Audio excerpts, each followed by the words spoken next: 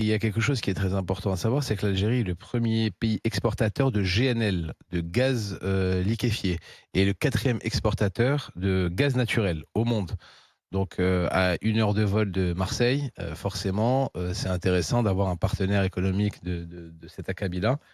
Et vu ce qui se passe du côté est de l'Europe, avoir l'Algérie comme partenaire, ce qu'ont fait d'ailleurs les Italiens Mmh.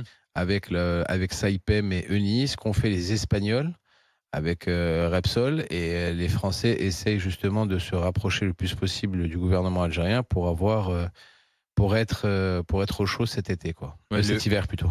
l'Algérie, c'est une réserve de gaz naturel de 2 400 milliards de mètres cubes. Et l'Algérie fournit 11% du gaz consommé en Europe. Le truc qui est vraiment très emmerdant avec, c'est que ces rapports sont toujours, politiques et chargés d'histoire. C'est-à-dire qu'à chaque fois, on n'arrive pas à avoir un simple rapport qui sera un rapport soit économique, soit culturel, soit, d'échange d'étudiants, d'échange comme avec tous les pays du monde. On est obligé là toujours d'avoir,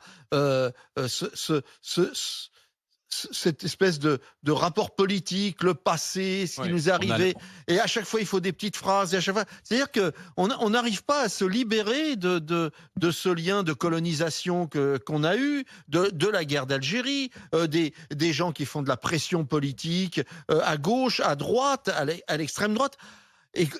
Écoutez, là, il y a un moment, il va falloir sortir de tout ça et avoir des liens. Enfin, je sais pas, comme les Américains ont avec le Vietnam, ils sont arrivés à établir des liens tout à fait normaux. On fait des échanges culturels, économiques, etc. C'est pas Allons-y, c'est quoi. pas la même chose. Étienne, Arrêtons Étienne, c'est pas la arrêtons même de chose. brasser.